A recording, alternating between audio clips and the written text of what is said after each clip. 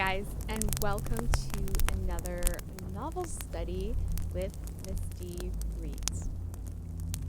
We are going to be reading the book The City of Ember by Jeanne DuPrau?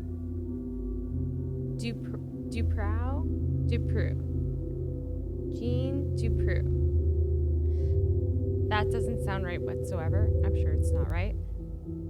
I'm going to have to look it up after. So we discussed the kind of genre we thought The City of Ember is, and what kind of, and we looked at the cover. We did a bit of a cover study and looked at some predictions we had about what we thought was going to happen in the book based on the cover and the name. I think we came up with some really great predictions, and they all made a lot of sense. And I think I think you guys are really going to like this one. So as we start the book, it does start with a map of the city of Ember. And you can take a quick look at exactly what is in the city of Ember.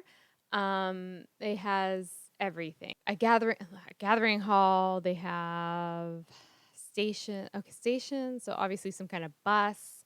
I think it has pretty much everything that you would expect in a city. The city of Ember. So that's your first page. It starts off with a map so you can kind of visualize what this city looks like as we are reading it. Let's just go right into it and start reading. The beginning of the book is called The Instructions. When the city of Ember was just built and had not yet inhabited, the chief builder and the assistant builder, both of them weary, sat down to speak about the future. They must not leave the city for at least 200 years, said the chief builder, or perhaps 220. Is that long enough? Asked his assistant. It should be. We can't know for sure. And when the time comes, said the assistant, how will they know what to do? We'll provide them with instructions, of course, the chief builder replied. But who will keep the instructions? Who can we trust to keep them safe and secret all that time? The mayor of the city will keep the instructions, said the chief builder. We'll put them in a box with a timed lock set to open on the proper date. And we will tell the mayor what's in the box? The assistant asked.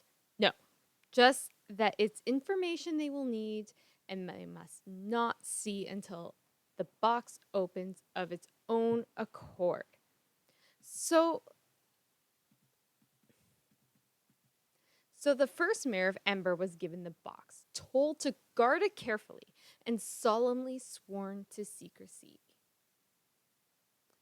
When she grew old and her time as mayor was up, she explained the box to her successor, so the next person who became mayor, who also kept the secret carefully, as did the next mayor. Things went as planned for many years, but the seventh mayor of Ember was less honorable than the ones who'd come before him, and more desperate. He was ill. He had a coughing sickness that was common in the city then, and he thought the box might hold the secret that would save his life. He took it from its hiding place in the basement of the gathering hall and brought it home with him, where he attacked it with a hammer. But his strength was failing by then. All he managed to do was dent the lid a little. And before he could return the box to its official hiding place or tell his successor about it, he died. The box ended up at the back of the closet, shoved behind some old bags and bundles. There it sat, unnoticed, year after year, until its time had arrived, and the lock quietly clicked open. Chapter 1, Assignment Day. In the city of Ember, the sky was always dark. The only light came from great flood lamps mounted on the buildings and at the top of the poles in the middle of the larger squares. When the lights were on, they cast a yellowish glow over the streets. People walking by threw long shadows that shortened and then stretched out again.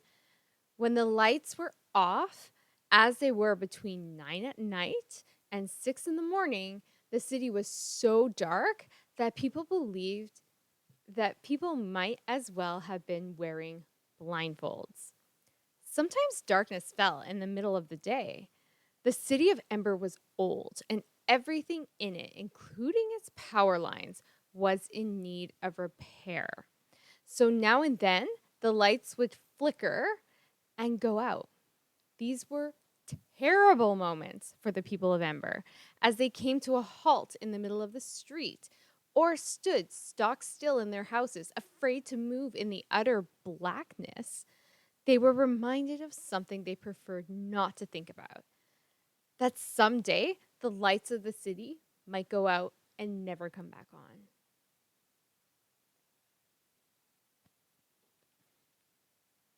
But most of the time, life proceeded as it always had.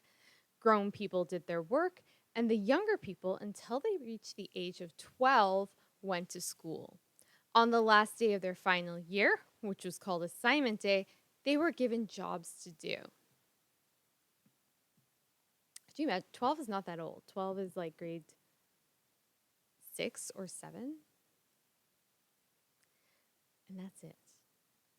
The graduating students occupied room 8 of the Ember School. On assignment day of the year 241, this classroom, usually noisy first thing in the morning, was completely silent. All 24 students sat upright and still at the desks as they had grown too big for. They were waiting. No, let me try that one again. All 24 students sat upright and still at the desks they had grown too big for. They were waiting.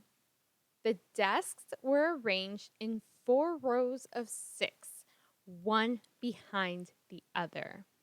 In the last row sat a slender girl named Lena Mayfleet. She was winding a strand.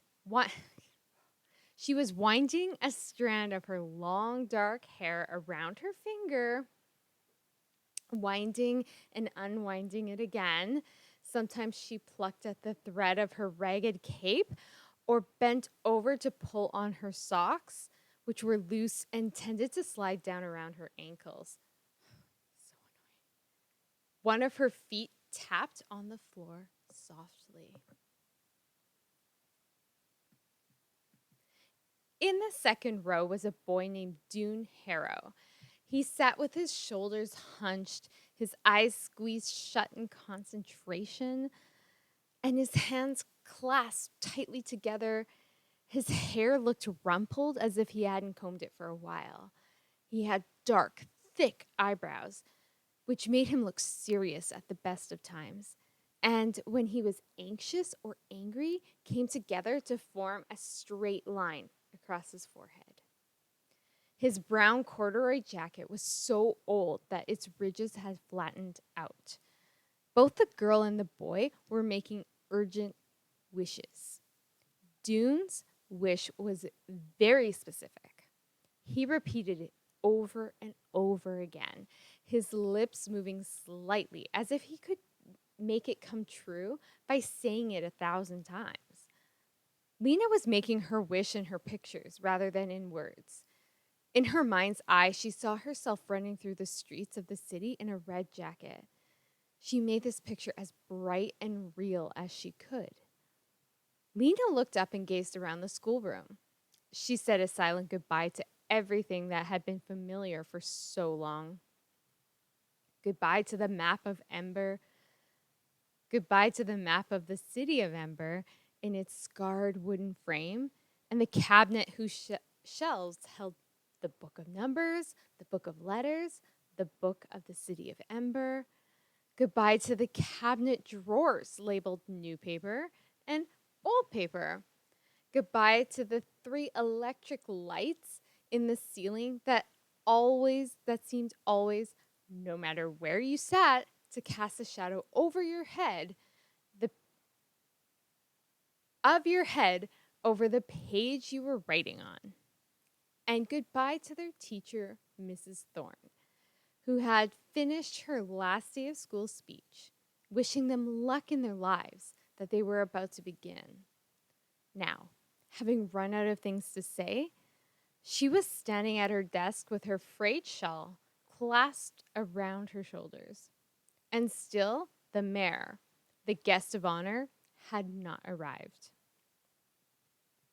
Someone's foot scraped back and forth on the floor. Miss Thorne sighed. Then the door rattled open and the mayor walked in. He looked annoyed, as if they were the ones who were late. "Welcome, Mayor Cole," said Miss Thorne. She held out her hand to him. The mayor made his mouth into a smile. "Miss Thorne," he said, enfolding her hand. "Greetings. Another year." The mayor was a vast, heavy man, so big in the middle that his arms looked small and dangling. In one hand, he held a little cloth bag. He lumbered to the front of the room and faced the students. His gray, drooping face appeared to be made of something stiffer than ordinary skin. It rarely moved, except for the making the smile that was on it now. "Young people of the highest class," the mayor began. He stopped and scanned the room for several minutes. His eyes seemed to look out from far back inside his head. He nodded slowly. "Assignment day now, isn't it?" "Yes. First, we get our education. Then we serve our city." Again, his eyes moved back and forth along the rows of students. And again, he nodded, as if someone had confirmed what he said. He put the little bag on Mrs. Thorne's desk and rested his hand on it. "What will that service be, eh? Maybe he's Canadian, eh?" Perhaps you're wondering. He did his smile again, his heavy cheeks folded like drapes. Lena's hands were cold. She wrapped her cape around her and pressed her hands between her knees. "Please hurry, Mr. Mayor," she said silently. "Please just let us choose and get it over with."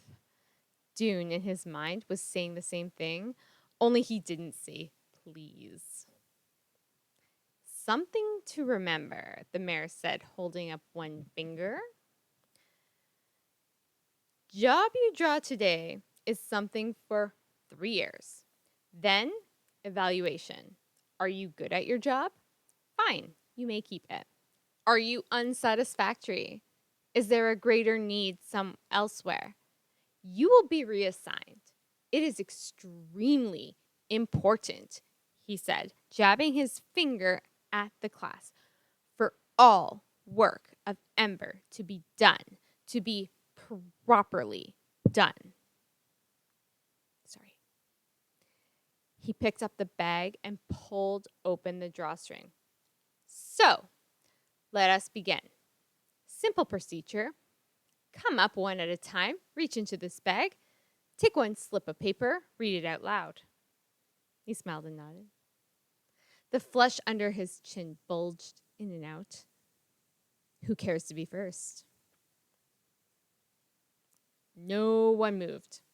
Lena stared down at the top of her desk. There was a long silence. Then Lizzie Biscoe, one of Lena's best friends, sprang to her feet. "I would like to go first," she said in a breathless, high voice. "Good. Walk forward." Lizzie went to stand before the mayor. Because of her orange hair, she looked like a bright spark next to him. Now choose. The mayor held out the bag with one hand and put his other behind his back as if to show he would not interfere. Lizzie reached into the bag and withdrew a tightly folded square of paper. She unfolded it carefully.